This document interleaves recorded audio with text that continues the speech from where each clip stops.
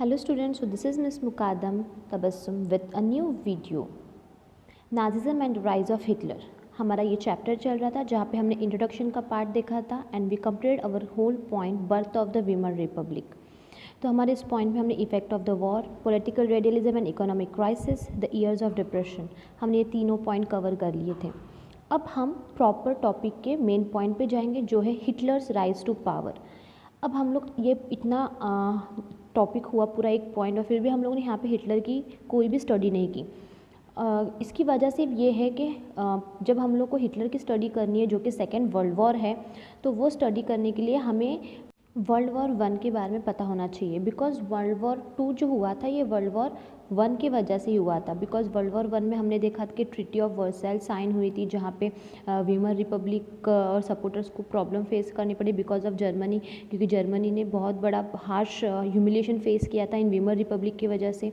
Treaty of Versailles उनके लिए बहुत रूड था। तो उन सब चीज़ों के लिए उनके जो कुछ वहाँ पे इफ़ेक्ट्स हुए थे politically, economically, financially, whatever, psychologically, वो जर्मनी के ऊपर बहुत बड़ा उसका इफ़ेक्ट पड़ा था और वो लोग बहुत डिप्रेशन में चले गए थे। तो इन सब चीज़ का बदला तो उन्हें ज़रूर लेना था। तो इन सब चीज़ों के लिए बदला जो लिया गया था वो था वर्ल्ड वॉर 2 में। तो इसीलिए वर्ल्ड वॉर 1 हमें बहुत जानना ज़रूरी था वर्ल्ड वॉर 2 को जानने के लिए।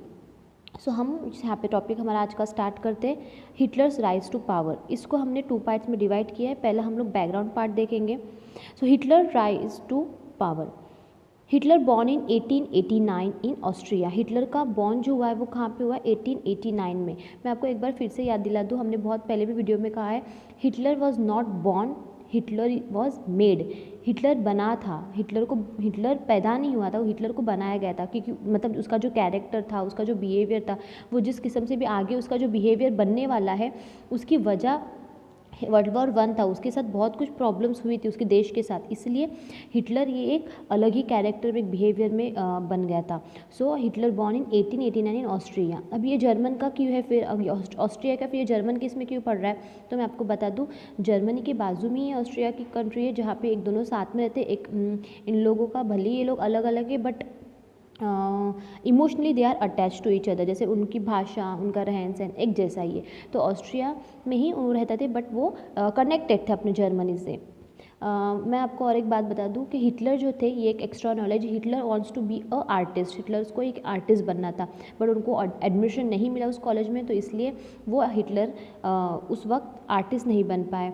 और फर्स्ट वर्ल्ड वॉर जब हुआ तो हिटलर एक थोड़े से एक उतने प्रॉपर एज में नहीं थे तब कि वो लड़ सके, उतना उनके पास पावर नहीं था। So he enrolled himself in army during first world war.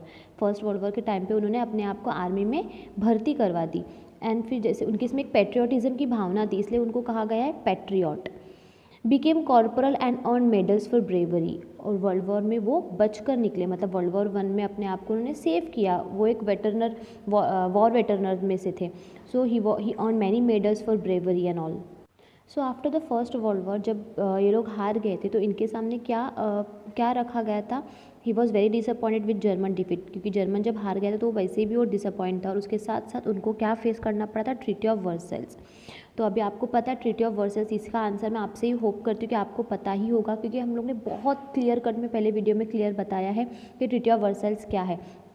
Treaty of Versailles ये बहुत हार्श एंड ह्यूमिलेटिंग बनाया गया था जर्मनी के लिए, जिसमें उन लोगों की टेरिटरीज छीने गए थे, उनके जो इंडस्ट्रियल लीड्स के रीजन्स हैं वो छीने गए थे। ऐसे बहुत सारे उनको कंपेंसेशन भी उनको ही भरना पड़ा था जो वॉर हुआ था उसका। तो ऐसे बहुत सारे हार्श चीज़ें जो थी वो उनको झेलनी पड़ी थी, इसलिए हिटलर जो थे वो बहुत उससे डिसअपॉइंट थे कि वो लोग वर्ल्ड वॉर भी हार चुके और ऊपर से जो ये ट्रीटी है जो हार्श एंड ह्यूमिलेटिंग है वो भी उनको इससे फेस करना पड़ रहा है। तो वाई, इसका आंसर आपको खुद से आना ज़रूरी है और मैं आपसे होप करती हूँ कि आपको आए भी।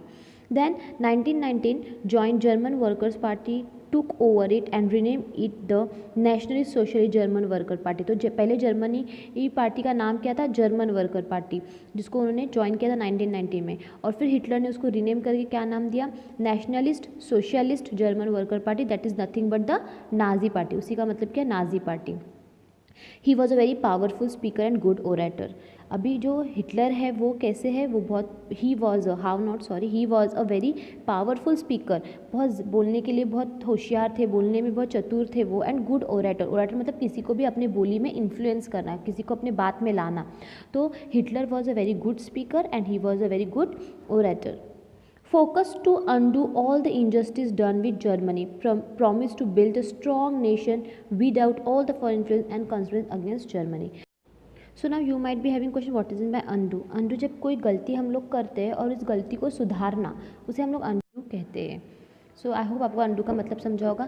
तो यहाँ पे जो हिटलर है उसने भी यही कहा है कि I will undo all the injustice, जो उनके साथ जो अन्याय हो रहे उन सबको मैं सुधार दूंगा, जो मेरे हम लोग के साथ गलत काम हो रहे हैं मैं उसको सुधार दूंगा। And he promise to build a strong nation, और उसने प्रॉमिस किया कि वो स्ट्रॉन्ग नेशन बनेगा। उसके साथ उसने क्या कहा है, without all the foreign influences, जो भी फॉरेनर्स है जो उनके कंट्रीज़ पे हक जमाए बैठते हैं या उनके साथ गलत कर रहे हैं, उनको भी हमेशा हमेशा के लिए वो वहाँ से विदाउट करेगा, मतलब वहाँ से हटा देगा। एंड कॉन्स्पिरेंसीज अगेंस्ट जर्मनी, और जर्मनी के खिलाफ जो कॉन्स्पिरेंसीज बन रहे हैं उस चीज़ को भी वहाँ से वो हमेशा के लिए निकाल देगा। तो अभी ये सब इतना वो प्रोमिसेस कर रहा है, ये सब बना है, तो ये थोड़ी ना ये हवा में तीर मार रहा है, ऐसे तो नहीं है। और ऐसे भी नहीं है कि हम जब कोई चीज़ें बोलते हैं तो हम लोग कुछ बिना सोचे समझे बोलते नहीं। तो ये सब चीज़ें जो हिटलर बोल रहा है, कह रहा है, कर रहा है या करने वाला है, he had a plan and his own vision to achieve. उसके अपने प्लान है, उसकी अपनी एक नज़रिया है जिससे वो अचीव करना चाहता है, वो उसको अचीव करके रहेगा, ऐसा उसका थॉट है। तो ये सारी चीज़ें हैं, ये हिटलर के बारे में है। तो हिटलर का राइज कैसे हुआ पावर के लिए, how did he came in politics and power, ये हम लोग आने वाले नेक्स्ट वीडियो में देखेंगे। लेकिन किसी भी इंसान का पावर में आना या पॉलिटिकल में आना, ये देखने से पहले वो इंसान कौन है, वो कैसा है, उसने क्या किया है उसके लाइफ में, ये हमारा जानना बहुत ज़रूरी था। और उसकी हिस्ट्री क्या है, उसके साथ साथ हमें ये भी जानना बहुत ज़रूरी है, जो मैंने आपको इस वीडियो में समझाई हो कि what is Hitler, who is Hitler and what Hitler wants to do. So I hope आपको ये क्लियर में समझ आ गया होगा। So my students, if you like this video, please press a like button and subscribe my channel. Thank you.